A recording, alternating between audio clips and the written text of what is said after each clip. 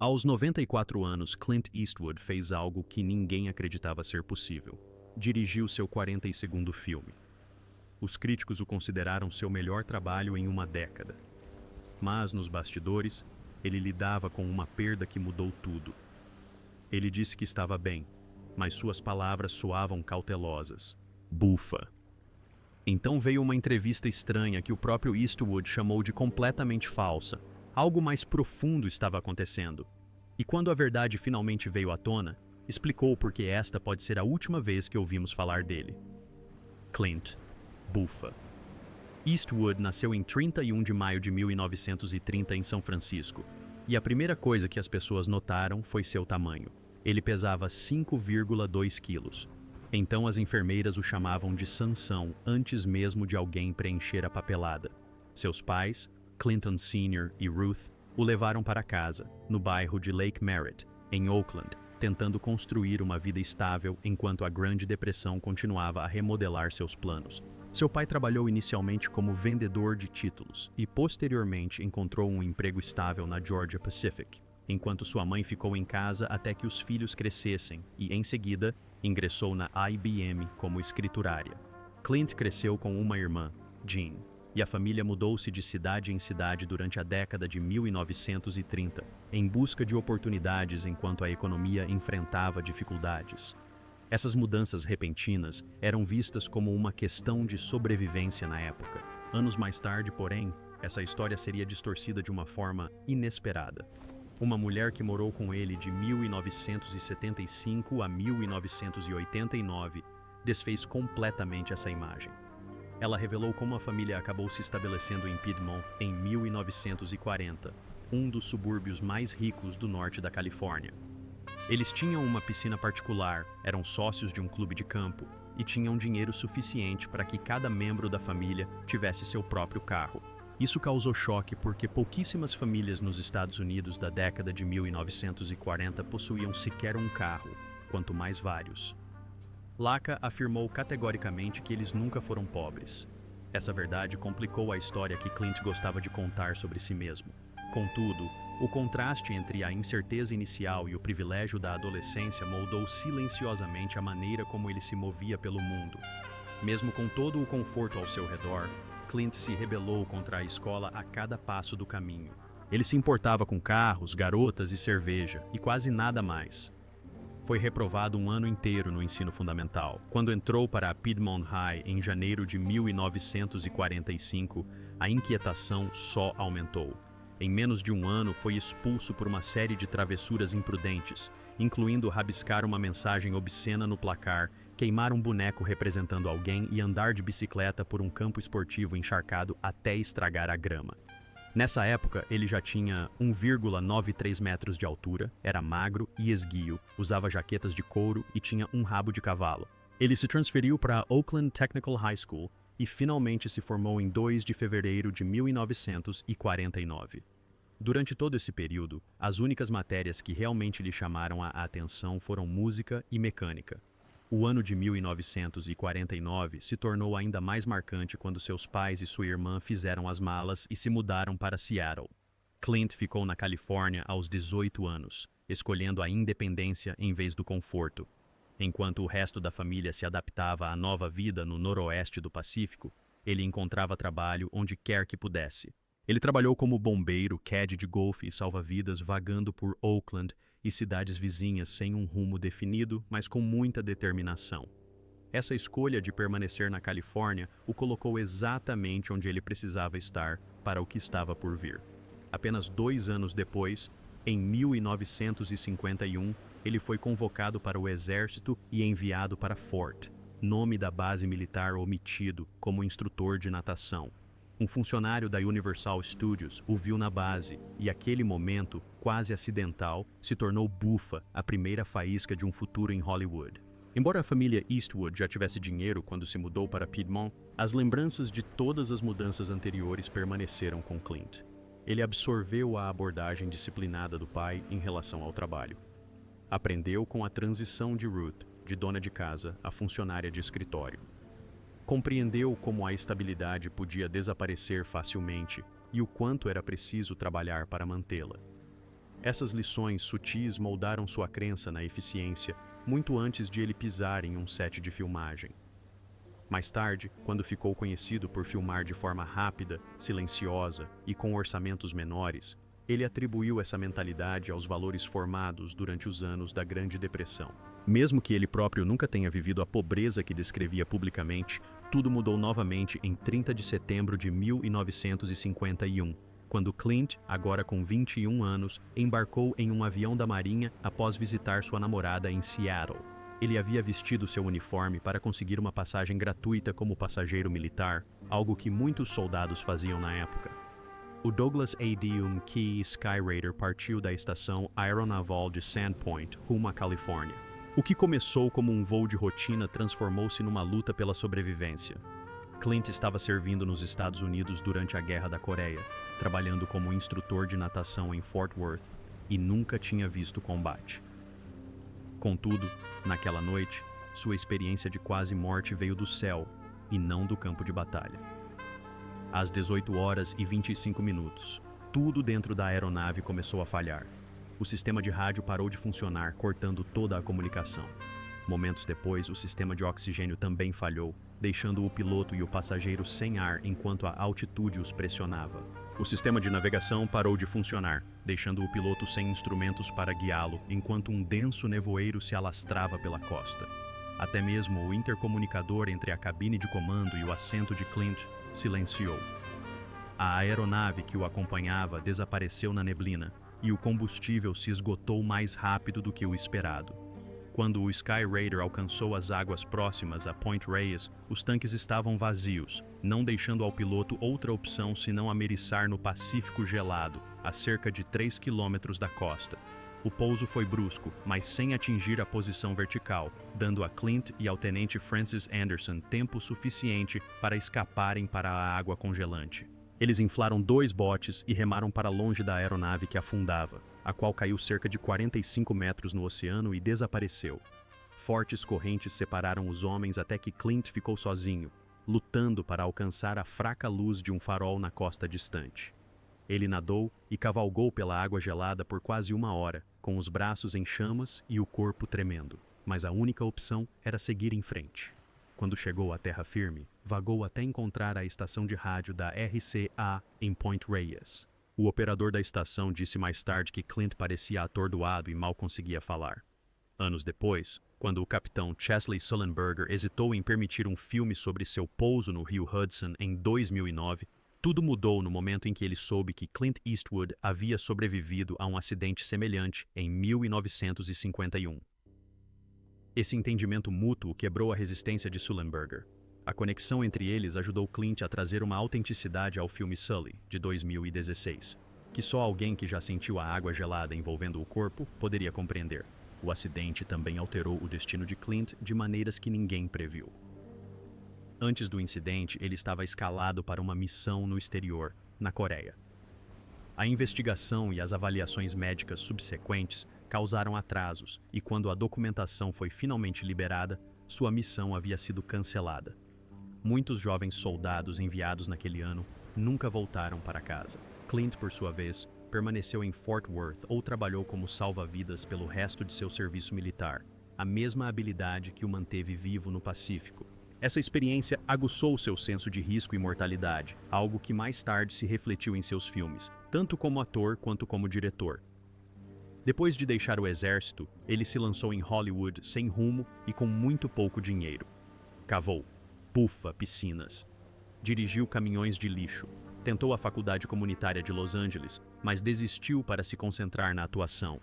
Seus bufa-papéis eram minúsculos e sem créditos, aparecendo por apenas alguns minutos em filmes como A Vingança da Criatura, em 1955. Então, em 23 de outubro de 1955, a Universal Studios o dispensou completamente. Os executivos Buffon disseram que ele tinha uma aparência estranha, com seu pomo de Adão pronunciado, fala arrastada e dente lascado. Nos Buffon, 3 anos seguintes, ele vagou pela indústria se perguntando se a porta para a atuação voltaria a se abrir. Tudo mudou em 1958, quando Charles Marcus Warren o escalou para o papel de Rowdy Yates em Rawhide. A série estreou em 9 de janeiro de 1959 e se tornou o primeiro emprego fixo de Clint. No início, ele ganhava cerca de $700 a $750 por episódio. Não era muito para os padrões de hoje, mas o suficiente para tirá-lo do constante estresse financeiro. Milhões de telespectadores o recebiam em suas salas de estar todas as sextas-feiras à noite. Com o passar das temporadas, seu salário subiu para cerca de $100.000 por ano, mas ele ainda se sentia encurralado. Rowdy Yates era enérgico, leal e direto. No entanto, Rawhide começou a desmoronar. Naquele verão, a CBS demitiu Eric Fleming e vários membros do elenco para cortar custos. Fleming bufa disse publicamente que estava ganhando os 220 mil naquele ano, embora alguns acreditassem que ele estivesse exagerando. Clint se tornou o novo chefe da Trail, mas a CBS não aumentou seu salário. Ele estava frustrado e sentia que o programa havia perdido o ritmo. Então, a emissora fez uma mudança arriscada na programação, transferindo Rawhide para as noites de terça-feira, onde enfrentaria forte concorrência. Após apenas 13 episódios com Clint como protagonista, a CBS cancelou a série em dezembro de 1965. Fleming morreu no ano seguinte, em 28 de setembro de 1966, enquanto filmava no Peru, deixando uma sombra trágica sobre a história do programa. O que torna esse período ainda mais notável é que Clint quase perdeu a oportunidade que mudaria sua vida. Durante um intervalo entre a sexta e a sétima temporada, o diretor italiano Sergio Leone o convidou para participar de um pequeno faroeste filmado na Espanha. Clint não ficou particularmente entusiasmado. Ele estava focado no golfe e não via muito potencial na proposta. O pagamento era de apenas $15 mil. O diretor não falava inglês. O filme parecia mais um experimento do que uma oportunidade para sua carreira. Ele aceitou o trabalho principalmente por curiosidade. Não fazia ideia de quão perto esteve de perder essa oportunidade. Leone primeiro convidou Eric Fleming, que recusou porque ganhava muito mais com Rawhide. Charles Bronson leu o roteiro e o descartou como o pior que já tinha visto. Richard Harrison também recusou, mas se lembrou de Clint de um faroeste de baixo orçamento e o recomendou. Essa simples sugestão mudou a história de Hollywood. Um punhado de dólares foi filmado com um orçamento apertado de $200 mil perto de Madrid. Membros da equipe ficaram sem receber pagamento em alguns momentos e até removeram as janelas do set em protesto. O filme estreou em 12 de setembro de 1964 na Itália e superou todas as expectativas, arrecadando $19,9 milhões no mundo todo. Ninguém contou nada disso a Clint até semanas depois. Ele não percebeu que um filme que encarou com descaso havia acabado de remodelar sua carreira. O sucesso cresceu rapidamente. O segundo filme, com um orçamento um pouco maior, custou $600 mil para ser produzido e arrecadou $15 milhões. O salário de Clint subiu para $50 mil. Quando Leone preparou o último filme, Três Homens em Conflito, Clint hesitou novamente. O diretor quase o substituiu por Bronson, mas Clint voltou atrás depois de receber uma oferta de $250 mil, mais 10% da bilheteria no Ocidente. O filme arrecadou $38,9 milhões no mundo todo. E, ao final da trilogia, ele havia se transformado em uma estrela global. Clint gostava de refletir sobre como poderia facilmente ter perdido tudo isso. Se tivesse escolhido o golfe em vez daquela viagem à Espanha, talvez tivesse permanecido como um personagem secundário na TV, ganhando $700 por episódio. $400 mil mais 25% dos lucros líquidos por Hang 'em High, $750 mil por Where Eagles Dare e $1 milhão por Coogan's Bluff. Em apenas 4 anos, ele passou de $15 mil para mais de $1 milhão por filme, um dos aumentos salariais mais dramáticos que Hollywood já viu. Dirty Harry estreou nos cinemas em 23 de dezembro de 1971, e a data de lançamento por si só já deixou as pessoas apreensivas. O norte da Califórnia ainda vivia sob a sombra do assassino do Zodíaco, um assassino real que aterrorizou a região com tiros, facadas e outros crimes entre 1968 e 1969. Pelo menos 5 mortes foram confirmadas, sendo a última delas em 11 de outubro de 1969, quando o taxista Paul Stine foi baleado em São Francisco.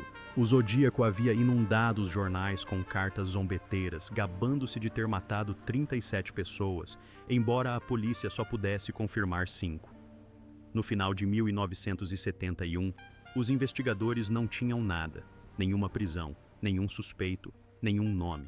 De repente, o público se viu sentado em cinemas escuros assistindo a um policial fictício caçar escorpião, um assassino claramente inspirado no Zodíaco, com direito à violência aleatória e mensagens sarcásticas para a imprensa.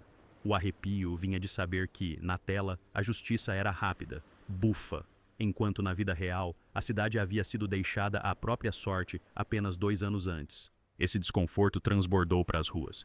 Quando chegou a hora da cerimônia do Oscar de 1971, manifestantes, bufa, se reuniram do lado de fora com cartazes que diziam: Dirty Harry é um porco podre. O país já estava em frangalhos.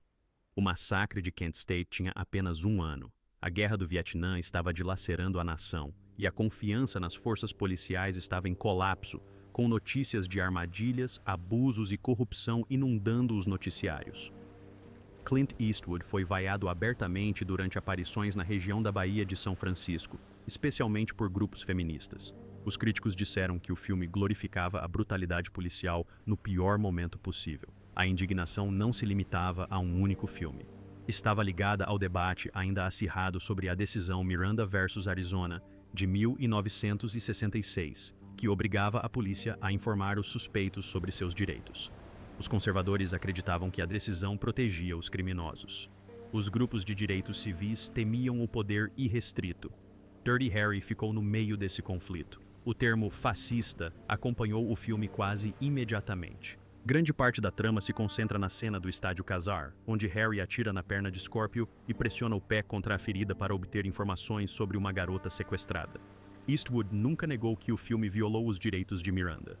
Harry realiza buscas sem mandado. Ele tortura sem ter o direito de ler as provas. Mesmo assim, a história não lhe dá razão. Quando o promotor explica que Scorpio deve ser libertado porque as provas foram obtidas ilegalmente, Harry rebate com uma simples pergunta sobre os direitos da garota. A resposta é dolorosa. O promotor diz que seu gabinete fala em nome dela, se Harry permitisse. No fim, o sistema rejeita Harry completamente. O assassino sai impune. Harry joga fora seu distintivo. O filme termina não com triunfo, mas com repulsa tanto pelo caos quanto pela própria lei. Essa questão sobre quem fala em nome das vítimas tocou numa ferida sensível porque, em 1971, a resposta era desconfortável. Grupos de defesa dos direitos das vítimas praticamente não existiam.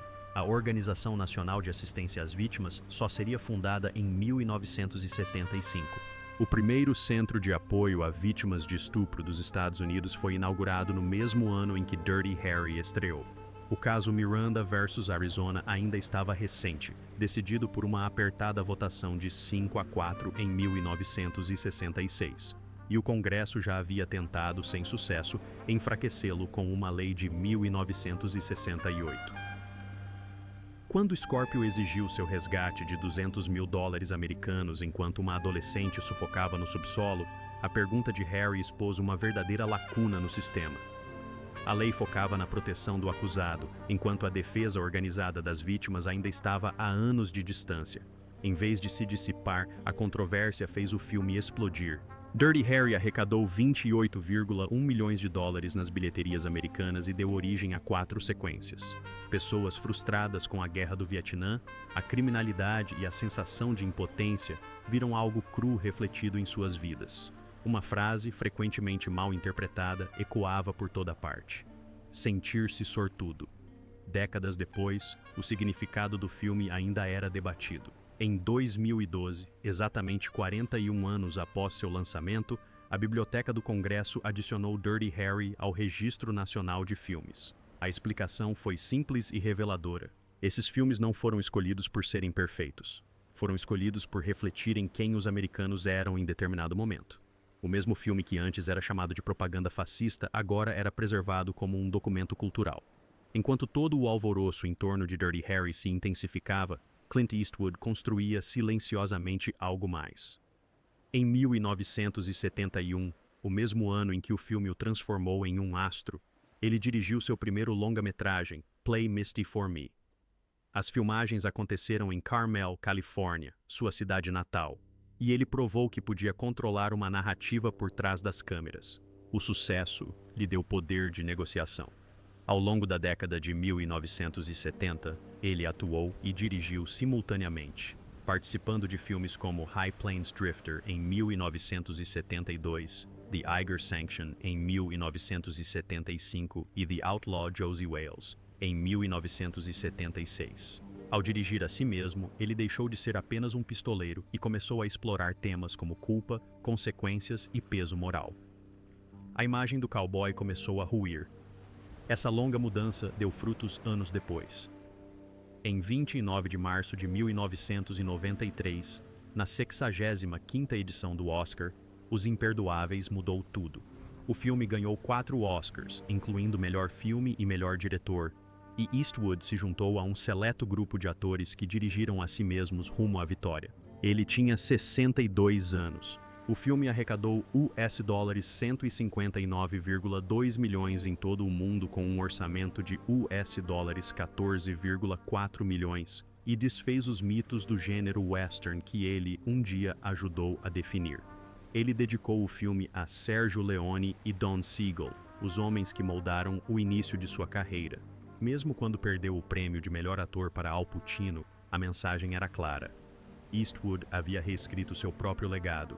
Ele fez isso novamente com ainda mais força uma década depois. Em 27 de fevereiro de 2005, Menina de Ouro dominou a 77ª edição do Oscar, levando para casa os prêmios de melhor ator coadjuvante. O filme, com um orçamento de 30 milhões de dólares americanos, arrecadou 216,8 milhões de dólares americanos mundialmente e superou concorrentes de peso. Eastwood esteve presente em todas as etapas do projeto, dirigindo, produzindo, compondo a trilha sonora e atuando. Ao receber o prêmio de melhor diretor, ele tinha 74 anos e 272 dias, tornando-se a pessoa mais velha a ganhar o prêmio até então. A conquista veio 12 anos depois de Os Imperdoáveis, provando que o sucesso anterior não fora um acaso. Numa idade em que a maioria dos cineastas diminuía o ritmo, ele produzia seus trabalhos mais complexos emocionalmente. Parte do processo acontece uma vez só, não depois de 50 tentativas. O set permaneceu calmo, os orçamentos baixos, os cronogramas rigorosos, as atuações pareciam espontâneas e humanas, não artificiais. Seu método mostrou que a contenção podia aguçar a criatividade em vez de limitá-la. Longe das câmeras, sua vida pessoal era igualmente complexa. Entre 1954 e 1996, Clint Eastwood teve pelo menos 8 filhos com 6 mulheres diferentes, no intervalo de 42 anos entre o mais velho e o mais novo. Vários desses filhos nasceram enquanto ele era casado com Maggie Johnson, sua esposa de 1953 a 1984. Uma filha, Kimber, nascida em 17 de junho de 1964, permaneceu em segredo por 25 anos, até ser revelada publicamente em julho de 1989. Mesmo com seu nome na certidão de nascimento, a verdade permaneceu oculta enquanto sua fama crescia. Durante aquele longo casamento, Eastwood viveu abertamente como se fosse solteiro. Ele admitiu já em 1963 que planejava fazer o que bem entendesse e descreveu os casos extraconjugais como viciantes. Mulheres circulavam em sua vida nos estúdios de cinema e nas aulas de atuação, enquanto Maggie Johnson permanecia em silêncio. As pessoas ao redor viam a tensão. Alguns descreviam o casamento como aberto, outros como uma dor visível. Um caso extraconjugal com a dublê Roxanne Tunis começou em 1959 e durou cerca de 14 anos. Desse relacionamento nasceu Kimber. O caso era público nos sets de filmagem, enquanto o casamento continuava. Mais tarde veio o relacionamento explosivo com Sandra Lokash, que durou 13 anos e terminou em um processo de 70 milhões de dólares, aberto em 26 de abril de 1989. Lokash acusou Eastwood de traição, coerção e manipulação. Ela descobriu posteriormente que, durante os últimos anos do relacionamento, ele havia tido 2 filhos secretamente com outra mulher. O caso foi resolvido por meio de um acordo de direção de $1,5 milhão que mais tarde desmoronou no tribunal quando se revelou uma farsa. Um júri rapidamente deu razão a Lockhart antes que outro acordo encerrasse o caso. Aos 78 anos, Clint Eastwood entrou em janeiro de 2009 e silenciosamente fez algo que Hollywood dizia ser impossível. Bufa.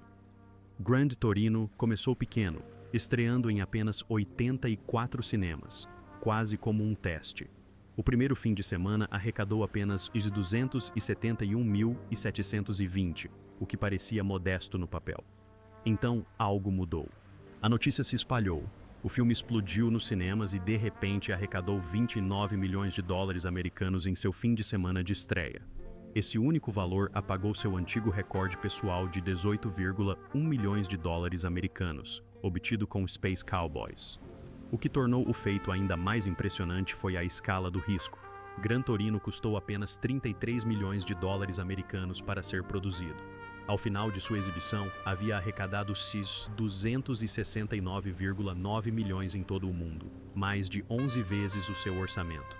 Cada sala de cinema teve uma média de $10.337 americanos, proporcionando a Eastwood a maior estreia nacional de toda a sua carreira como ator e diretor. Uma história singela sobre um veterano da Guerra da Coreia e seus vizinhos homossexuais conquistou o público muito além das expectativas, provando que a idade não tem nada a ver com relevância.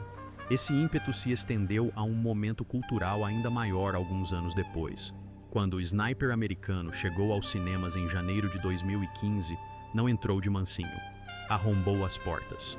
Em apenas 4 dias, o filme arrecadou US$ 105,3 milhões. A maior bilheteria de estreia já registrada para um drama.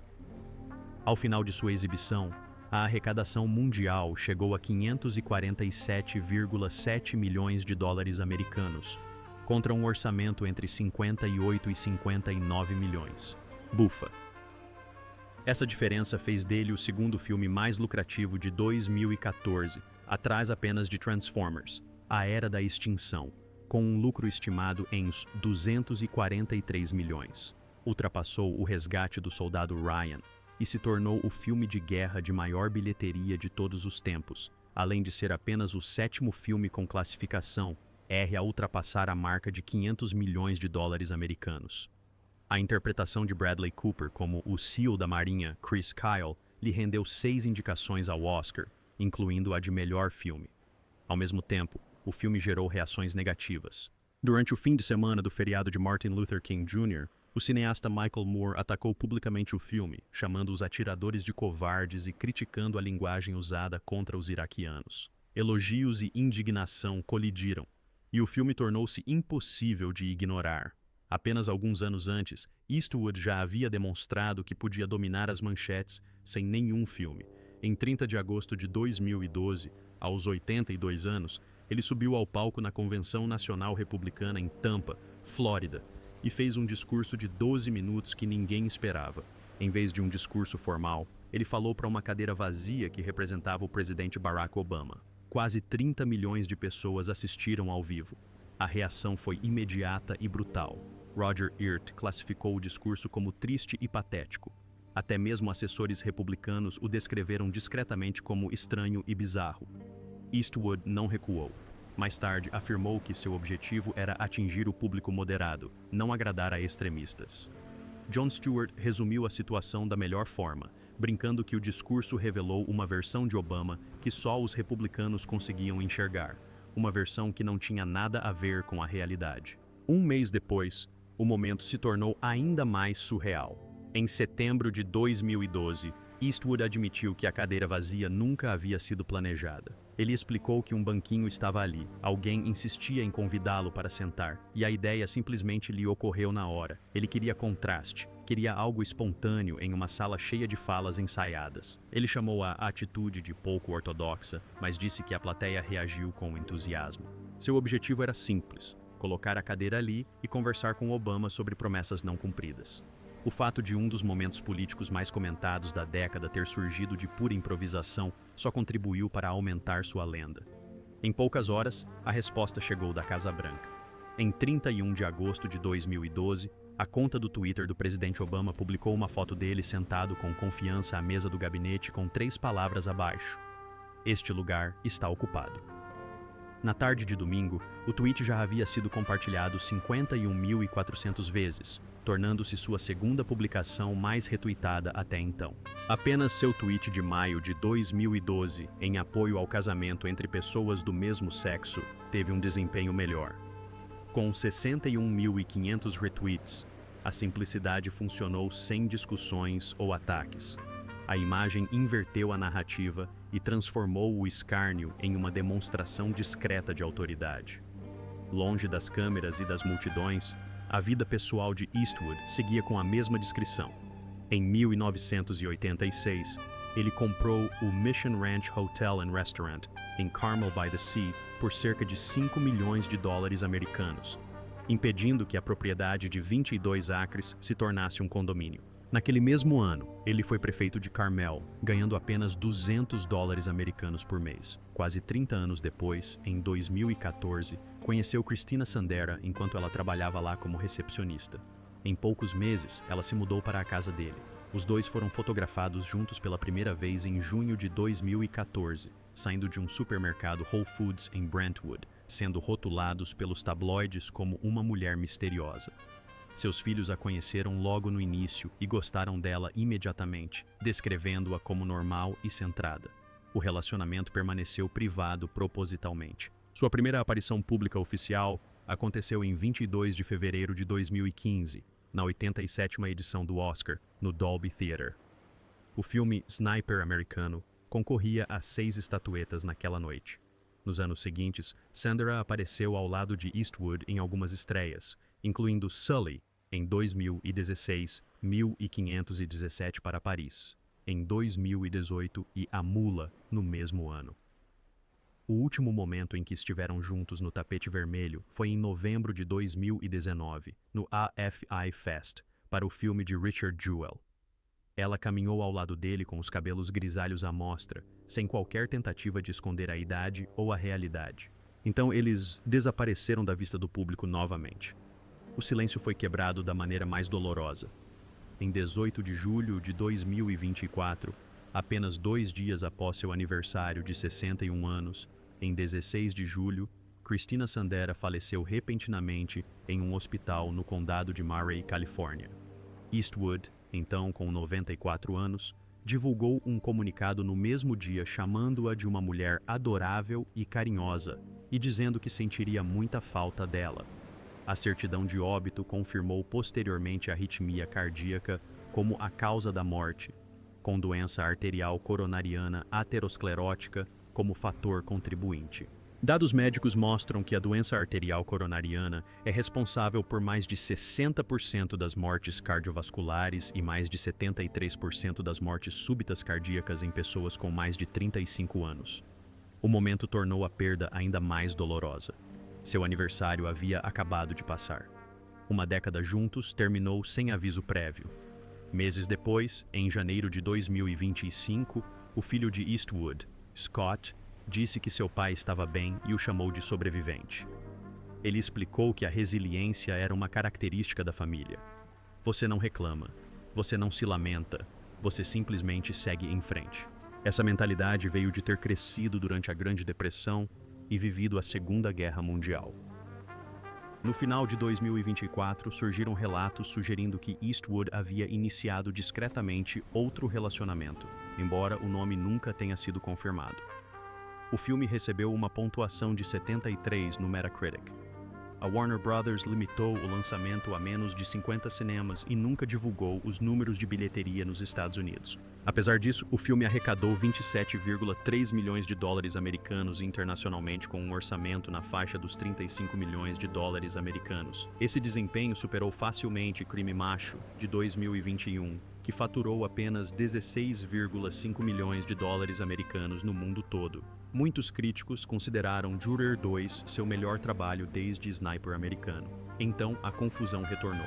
Em maio de 2025, poucos dias antes de seu 95º aniversário, em 31 de maio, Um jornal austríaco publicou o que parecia ser uma entrevista na qual Eastwood criticava o Hollywood moderno e afirmava estar preparando outro filme. Grandes veículos de comunicação repercutiram a notícia. Novos relatos surgiram.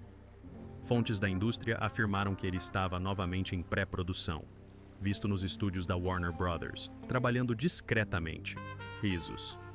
Sem título, sem elenco, apenas rumores. Se Juror 2 acabar sendo o capítulo final, a maioria dos críticos concorda que é um final muito melhor do que Cry Matia teria sido. Embora possa não parecer uma grande despedida, demonstra que, mesmo aos 94 anos, Clint Eastwood ainda era capaz de entregar um filme perspicaz e reflexivo. Após mais de 7 décadas na indústria cinematográfica, isso por si só soa como uma cena final escrita exatamente nos seus próprios termos.